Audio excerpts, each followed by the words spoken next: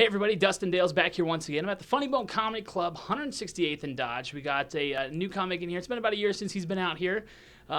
You see this guy in the show, you remember him. If you ask anybody that's been to his show, they'll say, oh, I remember the Midnight Swinger. So please welcome the Midnight Swinger to Omaha. Thanks, my man. How you doing? I'm doing pretty good, man. Yourself? Nice to meet you. Nice to meet you as well. And now we've got the one mic share thing, so we got to get the timing down. We do. We got to get the timing down. We'll get it figured out. I'm sure by the end of the interview. Absolutely. Hopefully. Now I got to admit, every time I get ready for do these interviews, I try to do my hair. I can't get it. How you get that hair so good? I love the fact that a guy whose hair is short as yours is like it takes like an hour to get your hair together. I do this in about 20 minutes. This is hairspray and a molding wax. So to get it to make it look like I look at the love child of Ellen DeGeneres and Beetlejuice. I love it. I'm very curious what that actual love child would be like. And now you know. Now I know. Speaking of Beetlejuice, yes. There's rumor going around there's a second Beetlejuice. What'd you think of the first one? Did you like it? I love the first movie. The first movie came out. I was 15 years old. I saw it and I just fell in love with it. And it's not a rumor. It's being made. There's already been a promo art. The two promo posters have come out. I saw those, but I thought those were fan made. No, that was the guy actually was contracted to actually do the posters. So they looked really good. So I'm very excited because Michael Keaton he's resurrected. He's come back from the not the dead, but but he went from all of a sudden what happened to Michael Keaton? Now he's like Oscar nominated. He's been in Oscar nominated films back-to-back years, and this is after he did the reboot of RoboCop, and he just keeps on chugging along, and I cannot wait to see what he does because he's actually really funny. He's a very funny.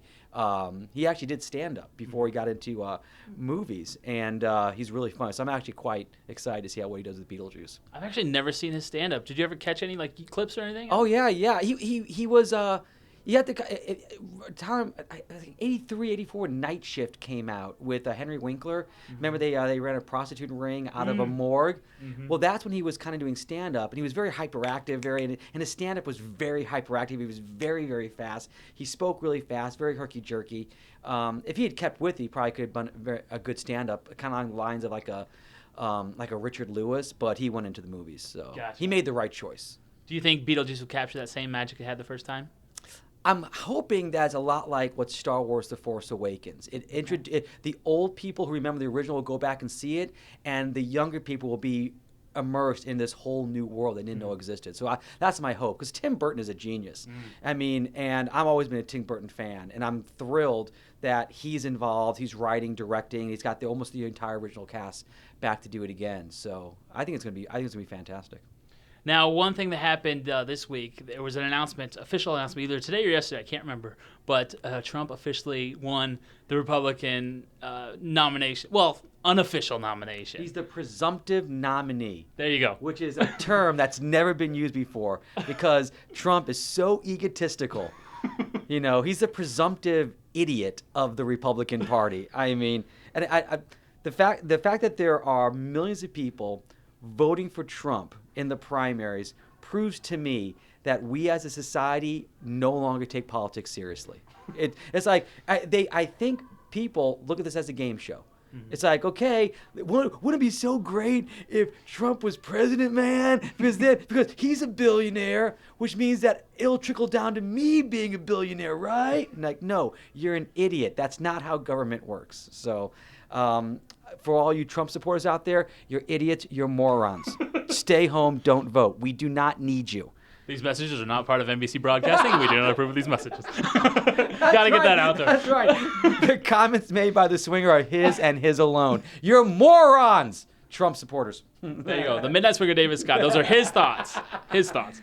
Now, please go to @SwingerSays on Twitter and let me know what you say.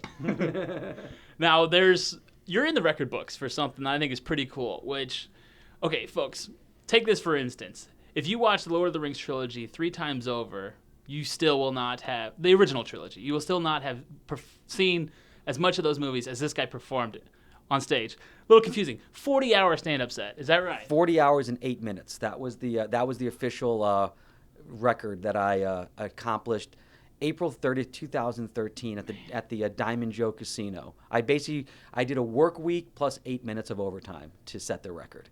And That's insane. it was the coolest thing I've ever done in stand-up comedy. As far as, people, they have like great memories and stuff like that. For me, the coolest thing I've ever done is performing and setting a Guinness World Record. Because as a kid, I'm 46, and even though I look fantastic, I'm 46. When I grew up, there was a show called That's Incredible that I watched as a kid, and they always had these people trying to set Guinness World Records.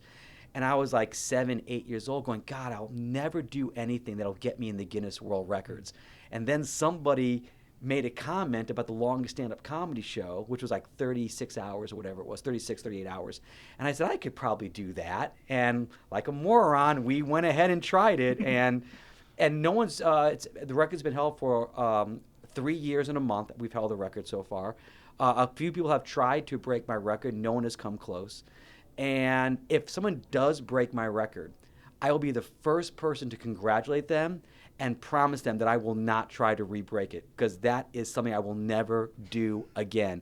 It was the hardest, most difficult thing I've ever done, along being the coolest thing I've ever done. It's amazing. So That's a long time. 40 hours. Was that a lot of crowd interaction, or was it all original material? It was original material. It had to be, because the Guinness gives you a book. I mean, it's a little about this thick, of rules that you have to follow. You can't do crowd rap. You have to hold the microphone like you're right. I had to hold the microphone for 40 hours and 8 minutes. I couldn't use the mic stand. Couldn't use a lapel mic. I had to do jokes. I couldn't do crowd rap. Every joke had to be at least 1 minute long. So I couldn't just do, take my wife, please. You couldn't do that. Every joke had to be a minute long. And there had to be a minimum of 10 people in the audience at all time. And I had to have a notary on site who people had to sign their names to an official Guinness World Record sheet that we had that had to be signed and then notarized on the spot. There was a lot more going on in the background than just the stand. The stand-up, believe it or not, was actually the easiest part of the show, because me and my team had a 3-person team, and we had 6 months to write this show. And we were just taking it didn't have to, the thing about it is that, I had to do comedy. There was no rule that said it had to make sense. There was no do you have to get a laugh? Does every joke have to get a laugh? Does every joke, can you do something that's comedy, but maybe it is, type of comedy, like the people, like Seinfeld type comedy, or Robert Klein type comedy, or could we do, so could we do different styles? And you can do any style you want. Comedy is subjective, so we didn't have to do every joke didn't have to be a laugh. We could do thinking man jokes. And I did, and I broke my show down into sections where I did a whole section of redneck humor. Because I call myself the Midnight Swinger, so the character was the Midnight Shooter. So I did an entire show as blue collar comedy, what would you do if you walked down? We did that type, we did that twice for 3 hours in the show. Then we did, monology comedy where I just told stories that had punchlines, and so that was actually very easy to do. The hard part was making sure that we had the people in the audience watching. That's why we did a casino, which was 24/7. So we were never in trouble. I think the smallest crowd we had was 12 people at 3 o'clock in the morning.